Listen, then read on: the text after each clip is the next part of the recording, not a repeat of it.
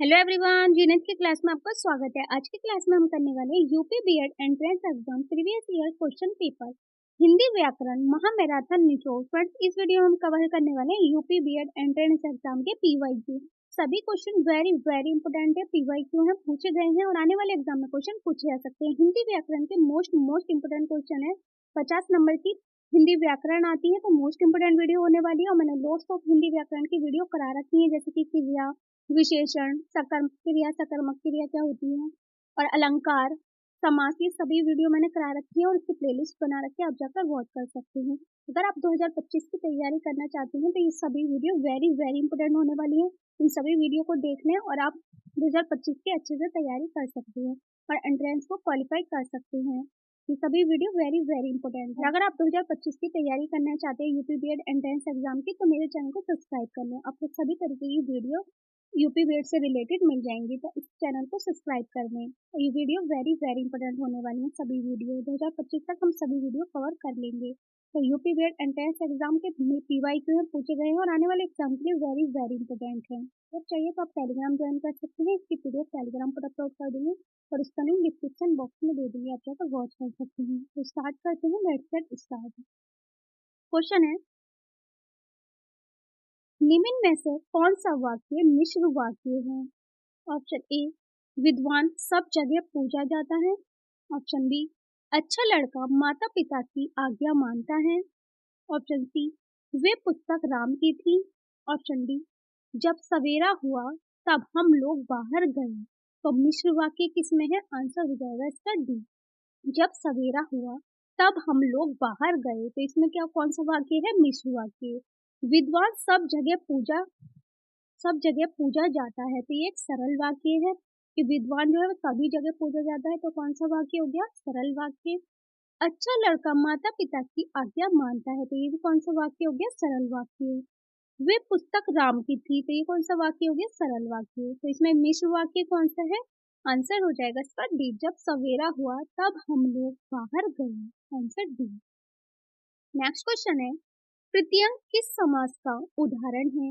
Option A, अव्ययी भाव। Option B, तत्पुरुष समास। ऑप्शन सी, द्विगु समास। ऑप्शन डी, द्वंद्व समास। अव्ययी भाव समास कौन सा होता है? जिसमें पहला पद कौन सा हो?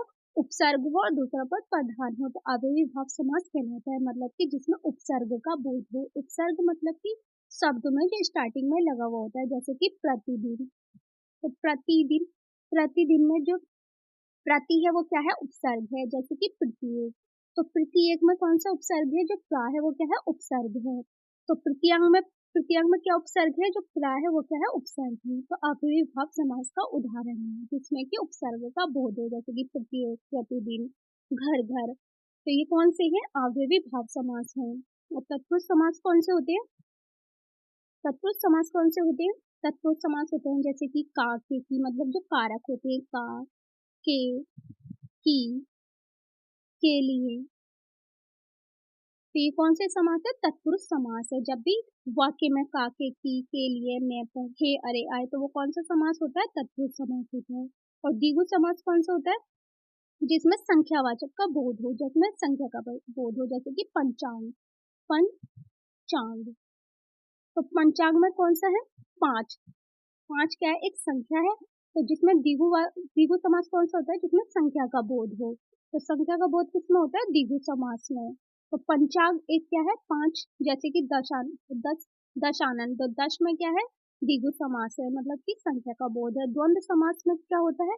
द्वंद्व समास में होता है जैसे कि माता पिता, तो माता एवं पिता। जैसे कि भाई बहन, दिन रात। तो ये कौन से समास है? द्वंद्व समास। द्विगु समास जिसमें संख्या का बोध हो, तत्पुरुष समास जिसमें कारक का बोध हो, मतलब कि कार्यों का बोध हो, और अव्ययी भाव समास जिसमें उपसर्ग का बोध हो। उपसर्ग जैसे कि प्रत्येक, प्रतिदिन, भरपेट। तो ये कौन से है? अव्ययी भाव समास। द्वंद्व समास जैसे कि भाई बहन, लड़का लड़की, माता पिता, ये द्वंद्व समास होते हैं। आई होप फ्रेंड्स आपको चारों ही समास याद हो गए होंगे। तो प्रत्येक समास का उदाहरण कौन सा है? इसका आंसर हो जाएगा ए, अव्ययी भाव समास। नेक्स्ट क्वेश्चन है, अनिल अनल का सही अर्थ देने वाला शब्द युग्म है। ऑप्शन ए, वायु अग्नि। ऑप्शन बी अग्नि वायु, ऑप्शन सी हवा पानी, ऑप्शन डी आग पानी।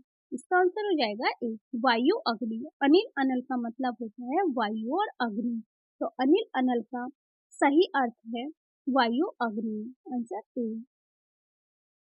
नेक्स्ट क्वेश्चन है गागर में सागर भरना मुहावरे का अर्थ लिखिए।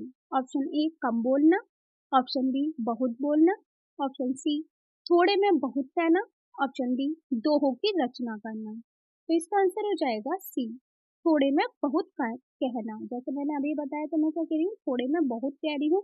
तो गागर में सागर भरने का मतलब होता है मुहावरे का थोड़े में बहुत कहना। Answer C. नेक्स्ट क्वेश्चन है वे राजकीय धन जो किसानों को सायथार्थ दिया जाता है उसके लिए उचित शब्द का चयन कीजिए। ऑप्शन ए ऋण, ऑप्शन बी तकावी, ऑप्शन सी अनुबंध, ऑप्शन डी अनुग्रहम। इसका आंसर हो जाएगा डी तकावी। नेक्स्ट क्वेश्चन है निम्न में से कौन सा शब्द जिसको छोड़ा नहीं जा सकता वाक्य के लिए सही प्रतीत होता है। ऑप्शन ए अत्याजे, ऑप्शन बी त्याजे त्याजे, ऑप्शन सी अक्षमे, ऑप्शन डी अभियुक्त। तो इसका आंसर हो जाएगा ए अत्याजे। जिसको छोड़ा नहीं जा सकता वाक्य के लिए सही प्रतीत होता है अत्याजे। अत्याजे मतलब कि जिसको छोड़ा नहीं जा सकता। तो त्याजे क्या होता है, जिसको छोड़ा गया हो। त्याजे मतलब होता है जिसको छोड़ा गया हो। और अक्ष में मतलब होता है क्षमा करने योग्य ना हो, मतलब जिसने जो गलती है उसको हम क्षमा नहीं कर सकते तो वो क्या होगा अक्ष में, जिसे क्षमा करने योग्य ना हो। और अभियुक्त क्या होता है कि जिस पर मुकदमा चलाया गया हो। अभियुक्त क्या होता है जिस पर मुकदमा चलाया गया हो। अक्ष में मतलब जब क्षमा करने योग्य ना हो। त्याज्य मतलब जो छोड़ा गया हो, और अत्याज्य मतलब जिसको छोड़ा नहीं जा सकता। फ्रेंड्स किसी भी तरीके से एग्जाम में क्वेश्चन पूछा जा सकता है। जैसे इसमें क्वेश्चन पूछा गया कि जिसको छोड़ा नहीं जा सकता तो वो क्या है अत्याज्य। नेक्स्ट क्वेश्चन पूछा जा सकता है कि जिसको छोड़ा गया हो तो वो क्या होगा त्याज्य। ये भी क्वेश्चन पूछा जा सकता है कि क्षमा करने योग्य ना हो तो वो कौन सा होगा अक्ष में। और जिस पर मुकदमा चलाया गया हो वो कौन सा होगा अभियुक्त। तो ये चारों ही क्वेश्चन वेरी वेरी इंपॉर्टेंट है आने वाले एग्जाम के लिए। तो अत्याज्य मतलब जिसको छोड़ा नहीं जा सकता, त्याज्य मतलब छोड़ा गया हो, अक्ष में मतलब कि क्षमा करने योग्य ना हो, और अभियुक्त मतलब जिस पर मुकदमा चलाया गया हो। नेक्स्ट क्वेश्चन है जल प्राण पुत्र किस शब्द का अनेकार्थी है। ऑप्शन ए औषधि, ऑप्शन बी सार, ऑप्शन सी तत्व, ऑप्शन डी जीवन। इसका आंसर हो जाएगा जीवन। जल प्राण पुत्र से क्या होता है जीवन होता है, तो इसके बिना नहीं रह सकते जल के बिना। तो जल प्राण पुत्र किस शब्द का अनेकार्थी है जीवन का। आंसर हो जाएगा इसका डी। इसके कुछ की पॉइंट्स है, की पॉइंट्स वेरी वेरी इंपॉर्टेंट है, उसमें से भी क्वेश्चन बन सकते हैं आने वाले एग्जाम के लिए। जल और प्राण का अर्थ क्या है जीवन शब्द के अनेकार्थी हैं। जीवन अन्य अनेकार्थी शब्द है। जीवन के और अनेकार्थी शब्द क्या है, जैसे कि जीविका जीवित। जल और प्राण का शब्द का अनेकार्थी क्या है जीवन, और इसके और अनेकार्थी हैं जैसे कि जीविका या जीवित। पुत्र शब्द का अनेकार्थी शब्द क्या होता है पुत्र। और जल और प्राण का मतलब क्या होता है जीवन और शब्द। जिन शब्दों के एक से ज्यादा अर्थ होते हैं उन्हें एक अनेकार्थी शब्द कहते हैं। अनेकार्थी शब्द किसे कहते हैं, कि जिन शब्दों के एक से ज्यादा अर्थ हो उन्हें अनेकार्थी शब्द कहते हैं। कुछ और अनेकार्थी शब्दों के उदाहरण हैं, जैसे पूछा जा सकता है क्वेश्चन, जैसे पूछा जा सकता है जाल के अनेकार्थी शब्द। तो जाल के अनेकार्थी शब्द क्या होंगे, फरेब, बुनावट, फंदा, किरण, जाला। जलधर के जलधर के अनेकार्थी शब्द हैं बादल, समुद्र। जड़ के अनेकार्थी शब्द हैं मूल और मूर्ख। जो के अनेकार्थी शब्द हैं वेद, शरीर, अन्न, विशेष। अर्थ के अनेकार्थी शब्द हैं धन, प्रयोजन और व्याख्या करना। अंबर के अंबर के अनेकार्थी शब्द हैं जैसे कि बादल, वस्त्र, कपास, अभ्रक, आकाश। तो फ्रंट सीरीज पूछे जा सकते हैं एग्जाम्पल। तो जाल के अनेकार्थी शब्द हैं तो फरेब, बनावट। एग्जाम्पल है फरेब, बनावट, फंदा, किरण, जाला। जलधर के हैं बादल और समुद्र। जड़ के पूछे गए तो मूल और मूर्ख। और जौ के पूछे गए अनेकार्थी शब्द तो वेद, चरितक, अन्न, विशेष। और अर्थ के अनेकार्थी हैं धन, प्रयोजन, व्याख्या। और अंबर के अनेकार्थी शब्द हैं बादल, वस्त्र, कपास, अदरक, आकाश। अनेकार्थी मतलब क्या है, अनेकार्थी शब्द का कि जिन शब्दों से जिन शब्दों के एक से ज़्यादा अर्थ होते हैं उन्हें अनुनासिक शब्द कहते हैं। तो एग्जाम्पल दे रखे हैं, पूछ सकते हैं, एग्जाम में वेरी वेरी इंपॉर्टेंट है। अतिवृष्टि का विलोम है। ऑप्शन ए अल्पवृष्टि, ऑप्शन बी लघु वृष्टि, ऑप्शन सी अनावृष्टि, ऑप्शन डी न्यून वृष्टि। तो इसका आंसर हो जाएगा सी अनावृष्टि। अतिवृष्टि का विलोम शब्द है अनावृष्टि, मतलब कि बरसात बिल्कुल ना होना। बरसात बिल्कुल ना होने का मतलब है अनावृष्टि। अतिवृष्टि बरसात ज्यादा होना और अनावृष्टि का मतलब होता है बरसात बिल्कुल ना होना। और अल्पवृष्टि का मतलब क्या होता है, कम बरसात होना। अल्पवृष्टि का मतलब होता है कम बरसात होना और अनावृष्टि का मतलब होता है बरसात बिल्कुल न होना। और अतिवृष्टि का मतलब होता है बरसात बहुत ज्यादा होना। और अनावृष्टि का मतलब क्या हो गया, बरसात बिल्कुल ना होना। तो इसका आंसर हो जाएगा सी। इसके कुछ एग्जाम्पल है की पॉइंट्स है। अतिवृष्टि शब्द का विलोम शब्द अनावृष्टि होता है। अतिवृष्टि का मतलब होता है कि बहुत ज्यादा बारिश या बाढ़ आना। अतिवृष्टि का मतलब क्या होता है कि बहुत ज्यादा बारिश होना या बाढ़ होना। जबकि अनावृष्टि का मतलब होता है बारिश का अभाव, अनावर्षण, अनावृषण, अवर्षा या सूखा। अनावृष्टि का मतलब क्या होता है कि मतलब कि बरसात बिल्कुल ना होना या अनावृषण होना, अवर्षा या सूखा। ये दो एग्जाम्पल पूछे जा सकते हैं एग्जाम में। क्या अनावृष्टि का मतलब क्या होता है, बारिश का अभाव होना, अनावर्षण होना, अवर्षा होना या सूखा होना। अतिवृष्टि से जुड़ी कुछ और जानकारियां हैं। अतिवृष्टि से बाढ़ आ जाती है। अतिवृष्टि से कई बीमारियां होती हैं। अतिवृष्टि से घर तबाह हो जाती है। अतिवृष्टि का मतलब क्या होता है कि बहुत ज़्यादा बारिश होना, बाढ़ आ जाना। तो इससे क्या होगा कि बाढ़ आ जाएगी तो बीमारियां बढ़ेंगी और घर भी तबाह हो जाएगी अगर बाढ़ आ जाएगी तो अतिवृष्टि का मतलब होता है कि बहुत ज़्यादा बारिश होना। और इसका अनावृष्टि का मतलब क्या होता है कि बारिश बारिश बिल्कुल नहीं होना या अभाव होना या सूखा होना। नेक्स्ट क्वेश्चन है, पत्नी शब्द के प्रयवाची शब्द है। ऑप्शन ए विभारी रजनी, ऑप्शन बी चंचला तणी, ऑप्शन सी भैया या प्राण प्रिय, ऑप्शन डी वधु तनुजा। इसका आंसर हो जाएगा सी भैया प्राण प्रिया। भैया प्राण प्रिया पत्नी शब्द के प्रयवाची शब्द है। भैया और प्राण प्रिया किसके शब्द है, पत्नी के प्रयवाची हैं। और विभारी और रजनी का प्रयवाची क्या है, रात। चंचला प्राणी का प्रयवाची है बिजली। ये भी क्वेश्चन पूछे जा सकते हैं कि विभारी और रजनी का प्रयवाची क्या है, रात। और चंचला प्राणी के प्रयवाची शब्द है बिजली। और पत्नी का प्रयवाची है भैया और प्राण प्रिया। Answer C. नेक्स्ट क्वेश्चन है, कौन सा शब्द किरण का प्रयवाची नहीं है। ऑप्शन ए विभारी, ऑप्शन बी अर्ची, ऑप्शन सी मृची, ऑप्शन डी स्वर्ण। इसका आंसर हो जाएगा ए विभारी। किरण का प्रयवाची नहीं है विभारी। विभारी का मतलब होता है रात। तो किरण का प्रयवाची कौन सा नहीं है, विभारी। Answer A. और ये तीनों ही किरण के प्रयवाची हैं। अर्ची, स्मृति और कार किसके प्रयवाची है, किरण के प्रयवाची है। लेकिन विभारी किरण का प्रयवाची नहीं है। नेक्स्ट क्वेश्चन है, प्रयोग के आधार पर शब्द के भेद हैं। Option A 2, option B 4, option C 6, option D 8। इसका आंसर हो जाएगा आंसर ए। तो प्रयोग के आधार पर शब्द के भेद हैं 2। ये कुछ की पॉइंट्स है। प्रयोग के आधार पर शब्द 8 तरह के होते हैं। प्रयोग के आधार पर शब्द कितने तरीके के होते हैं, 8 तरह के होते हैं। जैसे कि संज्ञा, सर्वनाम, विशेषण, क्रिया, क्रिया विशेषण, संबंध बोधक, समुच्चय बोधक और विस्मयादि बोधक। तो प्रयोग के आधार पर शब्द के भेद है 8।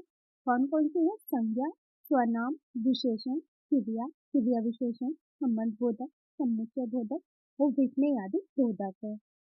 शब्दों को विचारों के आधार पर भी 2 भागों में बांटा गया है। और शब्दों को विकारों के आधार पर कितने भागों में बांटा गया है, 2 भागों में बांटा गया है। विकारी शब्द और अविकारी शब्द। विकारी शब्द पहले देखेंगे, विकारी शब्द क्या होते हैं, फिर देखेंगे अविकारी शब्द क्या होते हैं। तरफ से भी एग्जाम में किसी भी तरीके से क्वेश्चन पूछे जाते हैं, चाहे विकारी शब्द से रिलेटेड हो, अविकारी से रिलेटेड हो या प्रयोग के आधार पर हर तरीके से क्वेश्चन एग्जाम में पूछे जाते हैं। वेरी वेरी इंपॉर्टेंट होने वाली है वीडियो, इसलिए वीडियो को लास्ट तक देखना ताकि आपको एक भी क्वेश्चन मिस न हो। तो मैं हर एक क्वेश्चन के की पॉइंट्स इसलिए करानी क्योंकि की पॉइंट्स में से भी एग्जाम में क्वेश्चन आता है।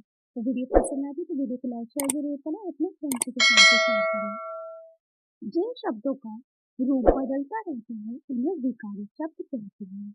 विकारी शब्द किसे कहते हैं कि जिन शब्दों का रूप जो है वो बदलता रहता है उन्हें विकारी शब्द कहते हैं। जैसे कि मैं, मुझे, हम, अच्छा, अच्छी, अच्छे। तो विकारी शब्द कौन से होते हैं जिनका रूप बदलते रहता है। जैसे पहले मैं आ सकता है, फिर मुझे, फिर हमें। तो ये क्या है, इनका विकारी शब्द जो है वो बदला जा रहा है। जैसे कि अच्छा, कभी हम अच्छा कह देते हैं, अच्छी कह देते हैं, अच्छी कह देते हैं। ये खाना अच्छा है, वो लड़की अच्छी है, या वे अच्छे हैं। इस तरीके से ये विकारी शब्द क्या हो रहा है कि रूप बदलता रहता है शब्दों का। खेलती हैं, खेलते हैं, संज्ञा, सर्वनाम, विशेषण और क्रिया विकारी शब्द है। किस रूप में बदलता रहता है विकारी शब्द? संज्ञा में भी मतलब नाउन, स्वनाम, विशेषण और क्रिया विकारी शब्द है। किस रूप में बदलता है विकारी शब्द? संज्ञा में मतलब नाउन में, स्वनाम में मतलब प्रोनाउन में, विशेषण मतलब कि विशेषण एडजेक्टिव। इन तीन रूपों में जो विकारी शब्द है उस शब्द का रूप जो है वो बदलता रहता है। जैसे मैं, हम, मुझे, अच्छा, अच्छी, अच्छी, खाता है, खाती है, या खेलती है। तो ये रूप जो है विकारी बदलता रहता है। विकारी शब्द में शब्द का रूप बदलता रहता है तो इन्हें विकारी शब्द कहते हैं। नेक्स्ट देखते हैं जिन शब्दों के रूप में कोई बदलाव नहीं होता उन्हें अवस्था विकारी शब्द कहते हैं। तो जिन शब्दों के रूप में कोई बदलाव ही नहीं होता उन्हें क्या कहते हैं? अविकारी शब्द कहते हैं। जैसे कि यहाँ, किंतु, लेकिन, और, है, अरे आदि। क्रिया विशेषण, संबंध बोधक, समुच्चय बोधक और जिसमें आदि बोधक शब्द अविकारी होते हैं। विकारी शब्द कौन कौन से होते हैं? संज्ञा, सर्वनाम, विशेषण क्रिया विकारी शब्द होते हैं और अविकारी होते हैं क्रिया विशेषण, संबंध बोधक, समुच्चय बोधक, जिसमें आदि बोधक शब्द अविकारी शब्द होते हैं मतलब जिसमें कोई परिवर्तन नहीं होता। जैसे कि यहाँ, किंतु, लेकिन, यहाँ, वहाँ, यहाँ। तो इनका क्या कोई भी परिवर्तन नहीं हो रहा है शब्दों में तो ये कौन से है? अविकारी। और विकारी शब्द जिसमें शब्द का रूप जो है वो बदलता रहता है वो विकारी होते हैं। अविकारी वो होते हैं जिसमें कोई भी शब्द का परिवर्तन नहीं होता ना ही कोई बदलाव होता है तो वो अविकारी होते हैं। तो आई होप फ्रेंड्स आपको इजीली लर्न हो गया होगा कि विकारी शब्द कौन से होते हैं और अविकारी शब्द कौन से होते हैं। और एग्जाम में क्वेश्चन पूछा जाएगा आप इजीली क्वेश्चन को सॉल्व कर सकते हैं। तो फ्रेंड्स मैंने क्रिया, क्रिया विशेषण, सर्वनाम, विशेषण की वीडियो करा रखी है और अच्छे से समझा रखा है डिटेल में। आप जाकर वॉच कर सकते हैं। आने वाले एग्जाम के लिए वेरी वेरी इंपॉर्टेंट है क्योंकि इसमें से भी क्वेश्चन जरूर आएंगे एग्जाम में। चाहे किसी भी एग्जाम के लिए प्रिपरेशन करें, संज्ञा सर्वनाम से रिलेटेड भी एग्जाम में क्वेश्चन पूछे जाते हैं। और अगर आप यूपी बोर्ड की प्रिपरेशन करें उसमें लॉट्स ऑफ क्वेश्चन पूछे जाते हैं। 50 मार्क्स की हिंदी आती है तो मोस्ट इम्पोर्टेंट वीडियो होने वाली है। और अब तक मैं लॉट्स ऑफ वीडियो करा चुकी हूँ, सभी वीडियो वेरी वेरी इंपॉर्टेंट है। हिंदी व्याकरण की मैंने लॉट्स ऑफ वीडियो करा रखी है। अगर आपने देख ली तो आप लॉट्स ऑफ क्वेश्चन एग्जाम में सॉल्व कर सकते हैं। इसीलिए मैंने साथ के साथ लिखते गए तो नोट्स बनाते गए। नोट्स का नाम भी ये होता है आपको लंबे समय तक याद रहते हैं और आप इजीली क्वेश्चनों को सॉल्व कर सकते हैं एग्जाम में। तो ये वीडियो वेरी वेरी इंपॉर्टेंट है, इसलिए वीडियो को लास्ट कर दीजिए। नेक्स्ट क्वेश्चन है निम्न में से कौन सा शब्द निम्न में से कौन सा शब्द विदेशज है? ऑप्शन ए रिक्शा, ऑप्शन बी जने, ऑप्शन सी पेंडुआ, ऑप्शन डी नवी। इसका आंसर हो जाएगा ए रिक्शा। रिक्शा शब्द एक विदेशज शब्द है। कौन सा है शब्द? रिक्शा। रिक्शा शब्द एक विदेशज शब्द है। जैसे कि देखते हैं रिक्शा एक विदेशज शब्द है मतलब पानी का शब्द है। जने एक देशज शब्द है, पेंडुआ एक देशज शब्द है और नव एक नया शब्द है। और रिक्शा कहाँ का शब्द है? जापान का। और ये एक देशज शब्द है, पेंडुआ देशज शब्द है और नव एक नया शब्द है। फ्रेंड्स ये क्वेश्चन पूछा सकते हैं जने क्या है? एक देशज शब्द है। पूछा जाए पेंडुआ क्या है तो ये भी एक देशज शब्द है। पूछा जाए नव क्या है तो ये भी एक नया शब्द है। नव एक नया शब्द है। नेक्स्ट क्वेश्चन है गांठ का तत्सम रूप कौन सा है? ऑप्शन ए गठरी, ऑप्शन बी गट्ठर, ऑप्शन सी ग्रंथि, ऑप्शन डी अंगूष्ठी। तो इसका आंसर हो जाएगा सी ग्रंथि। तो गांठ का तत्सम रूप क्या होगा? ग्रंथि। और अंगुष्ठ का होता है तत्सम अंगूठा। अंगुष्ठ मतलब अंगूठा और गांठ का तत्सम रूप होता है ग्रंथि। Answer C. नेक्स्ट क्वेश्चन है अखरोट शब्द का तत्सम रूप है। ऑप्शन ए अक्षवाट, ऑप्शन बी अक्षोट, ऑप्शन सी अक्षरोट, ऑप्शन डी अशरोट। इसका आंसर हो जाएगा बी अक्षरोट। अखरोट शब्द का तत्सम रूप है अक्षरोट। Answer B. फ्रेंड्स मैंने तत्सम शब्द से रिलेटेड जो वीडियो करा रखी है डिटेल में समझा रखी है। प्लेलिस्ट बना रखी है, आप जाकर वॉच कर सकते हैं क्योंकि इससे रिलेटेड एग्जाम में क्वेश्चन पूछे जाते हैं। जैसे कि पीवाईक्यू पूछा गया है, आप शब्द का तत्सम रूप क्या है, तो इसका आंसर क्या हो गया अक्षर। तो तत्सम शब्द से रिलेटेड भी एग्जाम में क्वेश्चन पूछे जाते हैं, वेरी वेरी इंपॉर्टेंट है। और अब तक मैंने जितनी भी वीडियो कराई वो सभी वीडियो वेरी वेरी इंपॉर्टेंट है। नेक्स्ट क्वेश्चन है, संस्कृत भाषा से हिंदी में बिना परिवर्तन के प्रयुक्त होने वाले शब्द क्या कहलाते हैं? ऑप्शन ए तद्भव, ऑप्शन बी तत्सम शब्द, ऑप्शन सी देशज शब्द, ऑप्शन डी विदेशी शब्द। इसका आंसर हो जाएगा बी तत्सम शब्द। संस्कृत भाषा से हिंदी में बिना परिवर्तन के प्रयुक्त होने वाले शब्द कहलाते हैं तत्सम शब्द। Answer B. तो संस्कृत भाषा में हिंदी में बिना परिवर्तन में, मतलब कोई भी परिवर्तन ना हो संस्कृत भाषा में, तो प्रयुक्त होने वाले शब्द को कहते हैं तत्सम शब्द। Answer D. नेक्स्ट क्वेश्चन है, वे हमेशा अपने भाई के गीत गाता रहता है, वाक्य में अपने भाई के गीत गाता रहता है, वाक्य में अव्यय पद है। ऑप्शन ए वे, ऑप्शन बी हमेशा, ऑप्शन सी अपने, ऑप्शन डी गीत। तो इसका आंसर हो जाएगा बी हमेशा। वे हमेशा अपने भाई के गीत गाता रहता है, वाक्य में अव्यय पद है हमेशा। Answer D. नेक्स्ट क्वेश्चन है, राम खाना खा चुका होगा में कौन सा काल है? ऑप्शन ए अपूर्ण भूत, ऑप्शन बी युक्तभूत, ऑप्शन सी हेतु हेतु मधुर मधुदूत, ऑप्शन डी आसन भूत। तो इसका आंसर हो जाएगा बी संदिग्ध भूत।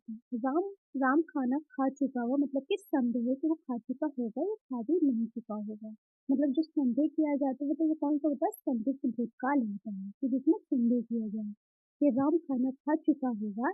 तो इसका आंसर हो जाएगा बी संदिग्ध भूतकाल। अपूर्ण भूतकाल कौन सा होता है, जिसमें रवि खेल रहा था, वे पढ़ रहा था, वे सो रहा था, मतलब कि अपूर्ण कहा जा रहा है। तो अपूर्वात काल होगा जैसे कि रवि खेल रहा था, तो देखा जा रहा है कि रवि जो है खेल रहा था, वो सो रहा था, वो जाग रहा था, तो वो कौन सा काल होगा, अपूर्ण भूतकाल।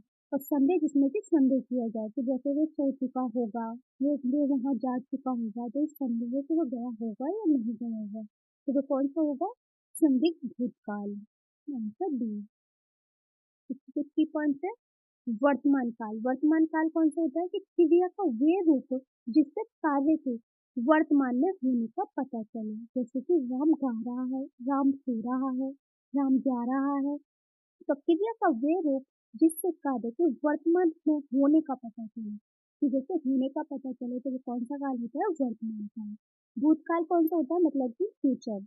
क्रिया के जिस रूप से बीते हुए समय में कार्य संपन्न होने का बोध है, जैसे कि राम गा चुका होगा, वो खा चुका होगा, वो जा चुका होगा, वो कर चुका होगा।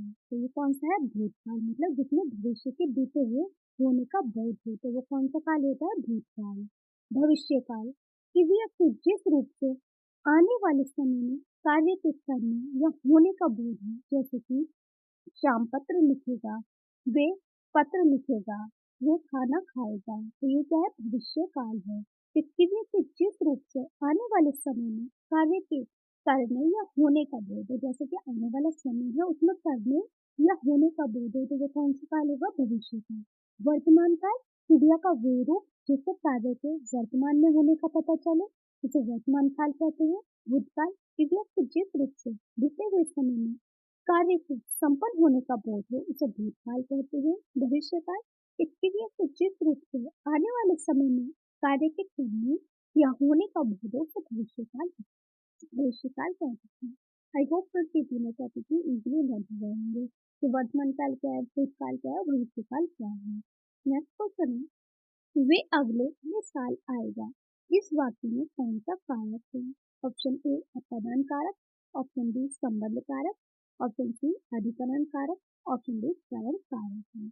इसका आंसर हो जाएगा सी अधिकरण कारक। वे अगले साल आएगा क्या है, अधिकरण कारक है। कौन सा कारक कहलाएगा कि अगले साल आएगा, अधिकरण कारक है। Answer C.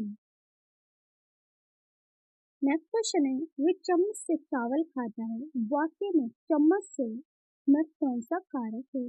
ऑप्शन ए करण कारक, ऑप्शन बी संबंध कारक, ऑप्शन सी अधिकरण कारक, ऑप्शन डी कर्ता कारक। इसका आंसर हो जाएगा ए करण कारक, मतलब कि जो चीज अलग हो रही है तो वो कौन सा कारक होता है, करण कारक होता है, मतलब अपनी जगह से दूसरी जगह पर जाना, मतलब कि अलग होना, तो वो कौन सा होता है? करण कारक होता है। जैसे कि चम्मच से, तो कौन सा कारक होगा? करण कारक। और फ्रेंड्स, मैंने कारक से रिलेटेड भी वीडियो करा रखी है, इसमें मैंने डिटेल में समझा रखा है, वेरी वेरी इंपॉर्टेंट है। तो कारक की वीडियो वेरी वेरी इंपॉर्टेंट है, प्लेलिस्ट बना रखी है, आप जाकर वॉच कर सकते हैं। पीवाईक्यू पूछे जाते हैं, जैसे कि ये क्वेश्चन पूछा गया है कि वे चम्मच से चावल खाते हैं, तो चम्मच से में कौन सा कारक है? तो इसका आंसर हो जाएगा ई कारक, आंसर ए। नेक्स्ट क्वेश्चन है, उस विकल्प का चयन करें जो दिए गए वाक्य में क्रिया के भेद वाला सही विकल्प है। रोहन चाय पीकर बैठ गया। ऑप्शन ए प्रेरणार्थक, ऑप्शन बी नाम धातु, ऑप्शन सी पूर्वकालिक, ऑप्शन डी संयुक्त। इसका आंसर हो जाएगा सी पूर्वकालिक।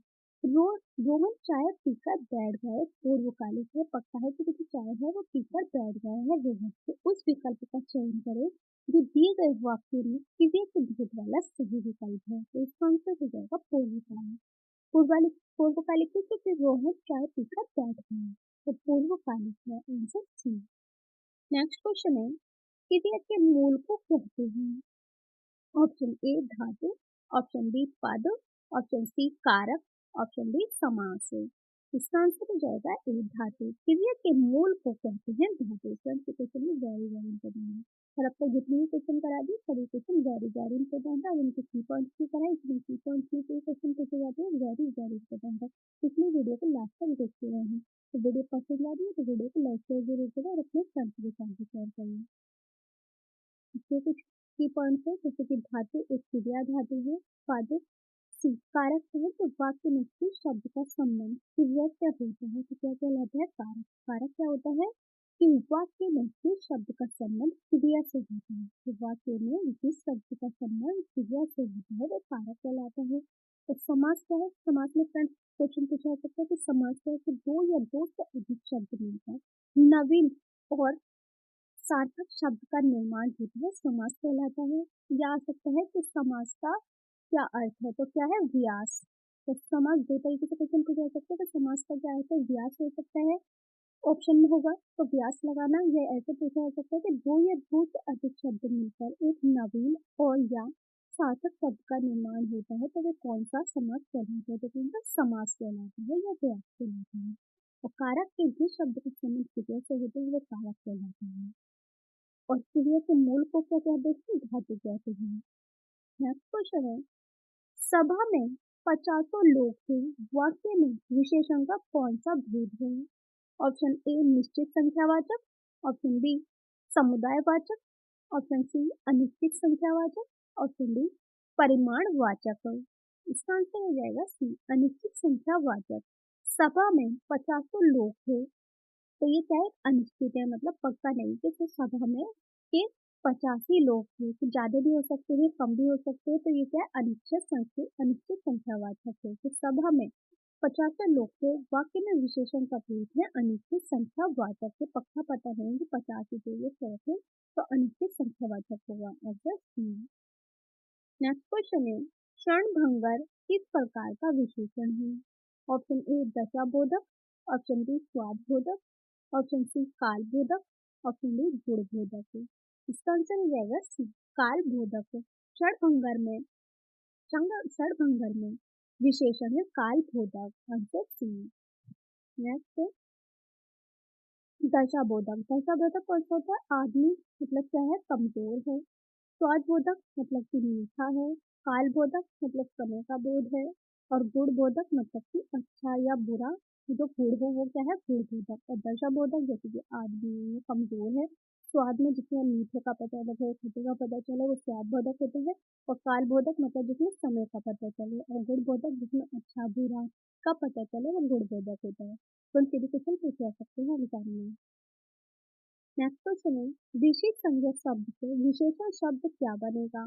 ऑप्शन ए आश्रय, ऑप्शन बी ऋषिकल्प, ऑप्शन सी ऋषितुल्य, ऑप्शन डी ऋषिवत। इसका आंसर हो जाएगा ए आश्रय। ऋषि ऋषि संज्ञा शब्द से विशेषण शब्द बनेगा आश्रय, आंसर ए। नेक्स्ट क्वेश्चन है, निम्नलिखित में एक तथ्य गलत है। ऑप्शन ए विशेषण से संज्ञा की व्याप्ति परिमित हो जाती है। ऑप्शन बी, जिस स्वीकारी शब्द से संख्या की व्याप्ति मर्यादित होती है उसे विशेषण कहते हैं। ऑप्शन सी, प्रयोग की स्थिति के आधार पर अंकित शब्द विशेषण और विषय दोनों हैं। ऑप्शन डी, विशेषण शब्द सदैव विषय के पहले प्रयुक्त होता है और विषय के बाद कभी नहीं होता है। तो इसका आंसर हो जाएगा डी, विशेषण शब्द सदैव विषय के पहले प्रयुक्त होता है और विषय के बाद कभी नहीं होता। तो यह आंसर हो जाएगा गलत। के पक्ष कौन सा गलत हो जाएगा? डी। और ये तीनों ही सही है कि विशेषण से संज्ञा की व्याप्ति परिमित हो जाती है और जिस विकारी शब्द से संज्ञा की व्याप्ति मर्यादित होता है उसे विशेषण कहते हैं। सही है। प्रयोग की स्थिति के आधार पर अंकित शब्द विशेषण और विशेषण दोनों हैं। तो ये भी सही है। गलत क्या है? D. Answer D. Next question है, कतिपय हिंदी व्याकरणों द्वारा संख्या प्रतिनिधि शब्द का प्रयोग किसके लिए किया गया है? ऑप्शन ए, क्रिया के लिए। ऑप्शन बी, विशेषण के लिए। ऑप्शन सी, संज्ञा के भेद के लिए। ऑप्शन डी, स्वरनाम के लिए। इसका आंसर हो जाएगा डी, स्वरनाम के लिए। कतिपय हिंदी व्याकरणों द्वारा संख्या प्रतिनिधि शब्द का प्रयोग स्वरनाम के लिए किया गया है। नेक्स्ट क्वेश्चन है, निम्नलिखित प्रश्न में 4 विकल्पों में से उस विकल्प का चयन करें जो रेखांकित शब्द के आधार पर पुरुषवाचक स्वरनाम के भेद का सही विकल्प है। वे कल मुझसे मिलने आई थी। ऑप्शन ए, संबंधवाचक स्वरनाम। ऑप्शन बी, मध्यम पुरुष। ऑप्शन सी, अन्य पुरुषवाचक। ऑप्शन डी, उत्तम पुरुष है। तो इसका आंसर हो जाएगा सी, अन्य पुरुषवाचक। उस विकल्प का चयन करें जो रेखांकित शब्द के आधार पर पुरुषवाचक स्वरनाम के भेद का सही विकल्प है कि वे कल मुझसे मिलने आई, अन्य पुरुषवाचक है। अब वो कोई भी हो सकती है मिलने आने के लिए, तो वे कल मुझसे मिलने आएगी तो अन्य पुरुषवाचक होगा। माध्यम पुरुष कौन सा होता है? जिसमें श्रोता का बोध हो, मतलब सुनने का बोध हो। उत्तम पुरुष होता है जिसमें मैं, हम, मुझे आए। क्वेश्चन पूछा जा सकता है उत्तम पुरुष से, माध्यम पुरुष से, तो माध्यम पुरुष होता है श्रोता और उत्तम पुरुष होता है मैं, हम, मुझे। वाक्य में आ सकता है मैं, लगता है हम या मुझे। तो माध्यम पुरुष में आ सकता है श्रोता, मतलब सुनने वाला। नेक्स्ट क्वेश्चन है, कौन सा स्त्रीलिंग शब्द है? ऑप्शन ए, छाछ। ऑप्शन बी, तिल। ऑप्शन सी, काढ़ा। ऑप्शन डी, टेसू। तो इसका आंसर हो जाएगा ए, छाछ। छाछ पी जाती है तो कौन सा है स्त्रीलिंग? छाछ। Answer A.